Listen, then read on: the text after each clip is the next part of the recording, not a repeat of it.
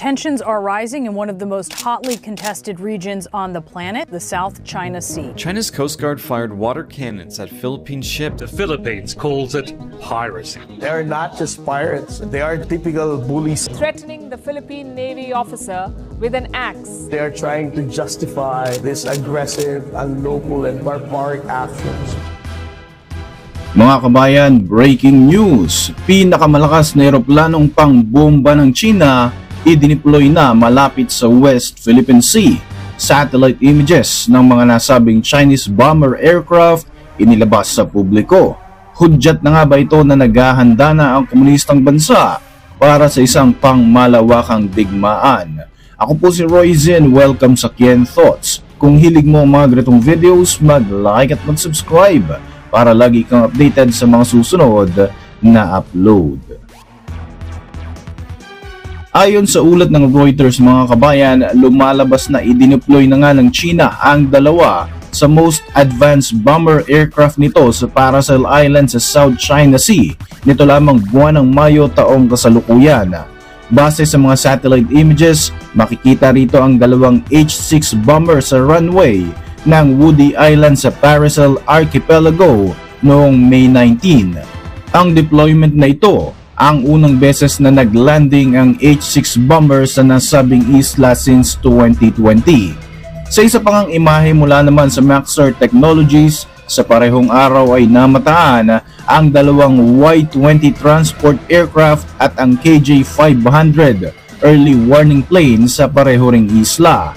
Ayon sa mga analyst, ang hakbang na ito ay ang pinaka-latest na galawan nga ng China upang ipakita sa kanilang mga kalaban ang tuloy-tuloy na pagpapalakas ng military capabilities ng kanilang bansa, partikular na nga sa Indo-Pacific region.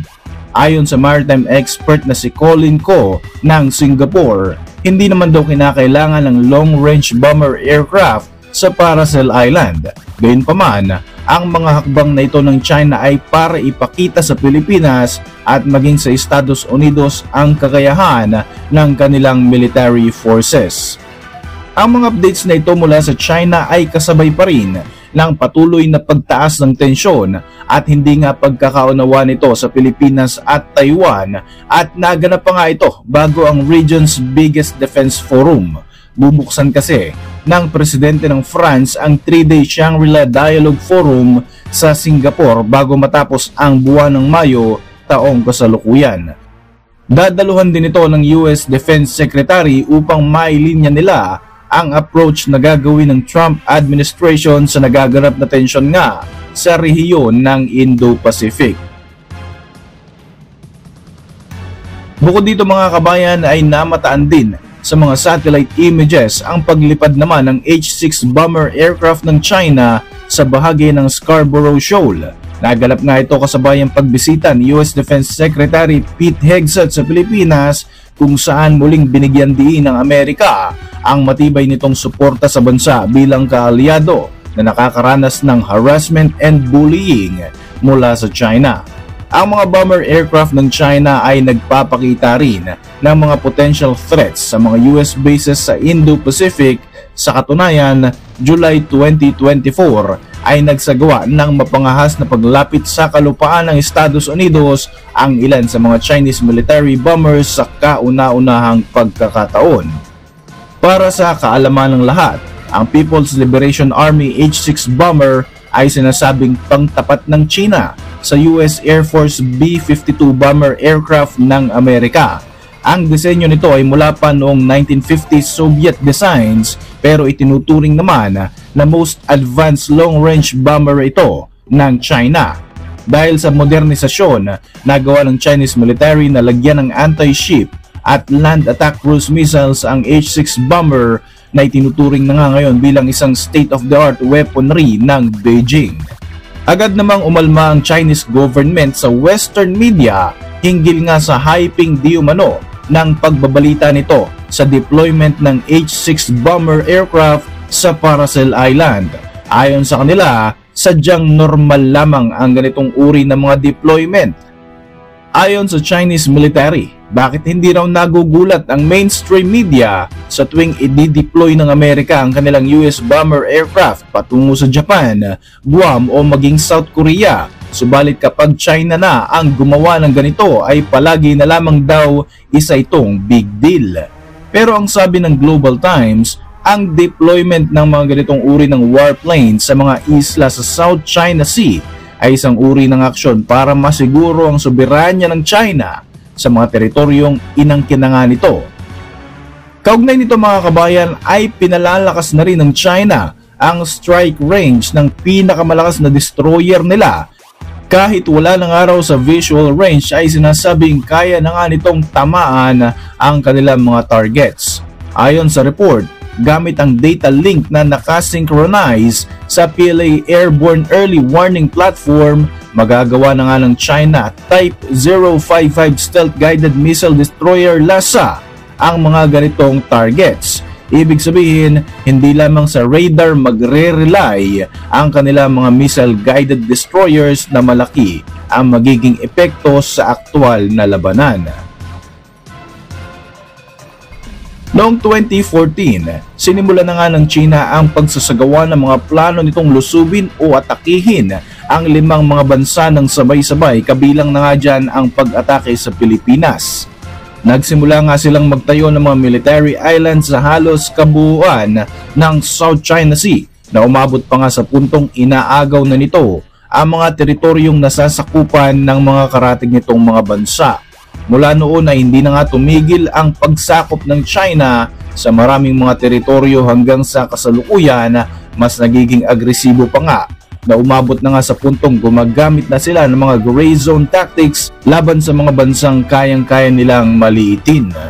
Napapadalas na nga mga ganitong eksena katulad na lamang ng paggamit ng Chinese Coast Guard ng mga military grades na lasers, mga intentional na pagbangga sa mga barko ng ibang mga bansa at ang mga lantarang paggamit ito ng mga military assets para ipagtabuyan ang mga nagnanais maglayag sa bahagi ng South China Sea. Chinese Coast Guard mission number 21559. This is MMOB 3002. Mga kabayan, sa mga nakalipas na taon, sinusubukan na nga ng China na palakasin ang kanilang presensya sa bahagi ng Indo-Pacific region. Partikular na nga rito ang pag-angkin sa kabuuan ng South China Sea, kabilang na ang West Philippine Sea.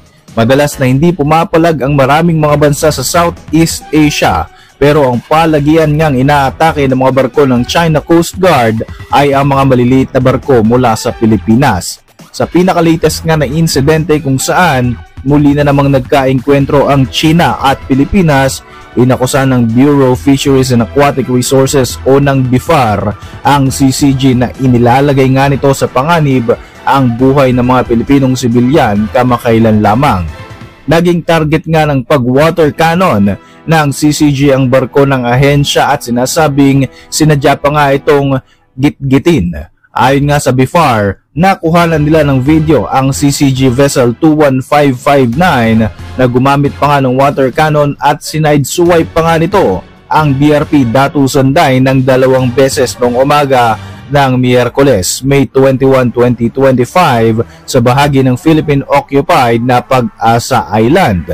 Ang naturang barko ng Pilipinas kasama ang BRP Datu Pagbuwaya ay nagsasagawa ng routine mission lulan nga ang mga scientists para mangolekta ng sand sample sa Sandy Cay nang maganap ang naturang lantarang pag-atake ng China sa Pilipinas. Sa kabila ng ito nga ay sakop pa ng ating exclusive economic zone.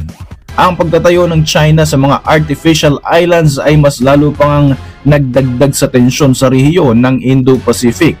Bawat isla na itinayo ng China ay armado ng mga anti-aircraft weapons, missile systems, runways, radar at mga weapons depot.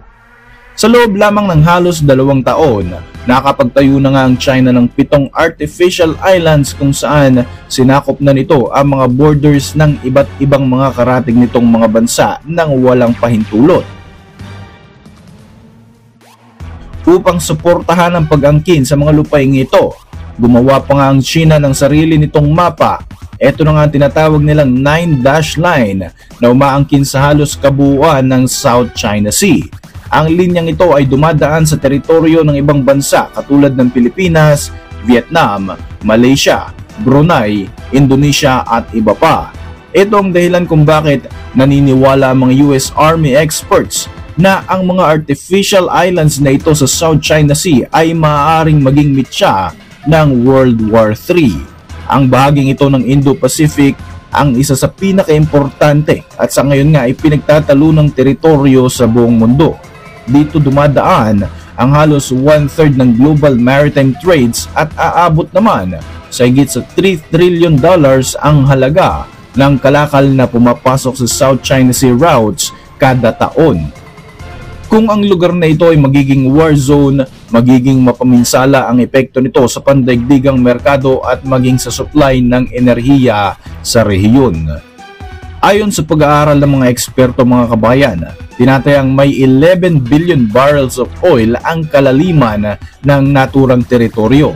Mayroon din itong 190 trillion cubic feet of natural gas. Alam na alam ito ng China mga kabayan, kaya naman ganun na lamang ang pagnanais ng Chinese government na mapasailalim ng kanilang kontrol ang South China Sea. Ang South China Sea ay nagsisilbi rin na daanan patungo sa iba't ibang bahagi ng mundo at nagkokonekta sa Indian Ocean at sa Pacific Ocean. Sino mang kumukontrol sa ruta na ito ay siyang hawak nga sa daloy ng kalakalan sa mga nabanggit na teritoryo. Gayunpaman, naging malaking tinik sa China ang umiiral na international law na dapat sundin ng lahat ng mga bansa sa buong mundo. Ayon sa 1982 United Nations Convention on the Law of the Seas o UNCLOS, ang isang bansa ay may kontrol sa mga teritoryo na pasok sa 12 nautical miles radius mula sa kanilang coastlines at tinatawag nga itong Exclusive Economic Zone. Sa bahaging ito, maaari itong gamitin ng bansang nakakasakop para mangisda at magamit ang likas na yaman na nakapaloob dito. Sa kabila ng mga batas na ito, ipinakita pa rin ng China na handa itong sumalungat sa patakaran para lamang sa sarili nitong interes na sakupin ang mga mayayamang teritoryo sa kabuuan ng South China Sea. Taong 2016 naman mga kabayan ay naipanalo ng Pilipinas ang kaso laban sa China hinggil nga sa usapin ng agawan sa teritoryo. Ayon sa korte, walang legal na basehan ng China sa pag-angkin nito sa mga teritoryong saklaw ng EEZ ng Pilipinas base na rin sa UNCLOS. Isang malaking tagumpay ito hindi lamang para sa Pilipinas kundi maging sa mga karatig bansa sa Asya. Binaliwala ng komunistang bansa ang desisyon na ito. Dito na nga nagsimulang gumamit ng mga delikadong aksyon ng China laban sa Pilipinas. Sa nakalipas na ilang mga taon hanggang sa kasalukuyan, binubuli at hinaharas nito ang ating mga barko gamit ang kanilang mga monster ships. Patuloy ang ilegal na pagpapatrolya ng CCG at halos ilang kilometro na lamang ang layo ng mga ito sa baybayin ng ilang mga probinsya ng Pilipinas. Nandyan ang kaliwat ka ng illegal na reclamation ng China kung saan nakapagtayo na nga sila ng mga artificial islands gaya na lamang sa Spratly Island. Base sa mga satellite images at ilang mga lumabas na mga larawan at mga videos, ginagawang base militar ng China ang mga artificial islands na ito na tila ba paghahanda sa isang malaki at malawakang digmaan sa hinaharap. Ganito rin ang ginawa nila sa mga islang katulad ng Fiery Cross Island, Mischief Reef na nasa loob naman ng Exclusive Economic Zone ng Pilipinas. Ayon sa China, ang mga struktura sa mga artificial island na ito ay mga civilian facilities lamang, subalit taliwas ang sinasabi ng China kaysa sa nakikita ng maraming mga maritime experts. Base sa mga satellite images, makikita sa Spratlys ang mga surface-to-air missile system, long-range radars at mga paliparan para sa mga jet fighters. Taong 2018, kinumpirma ng Estados Unidos na ginagawang military base nga ng China ang mga itinayo nitong artificial islands sa mga inangkin nitong mga teritoryo. Para sa inyong mga reaksyon, mag-iwan lang ng komento sa ibaba ng video na ito. At para manatiling updated sa ating mga susunod na upload, siguruing mag-subscribe. I-like mo na rin ang ating mga videos bilang suporta. Muli, ako po si Royzy at maraming salamat sa patuloy na pagsubaybay sa ating channel.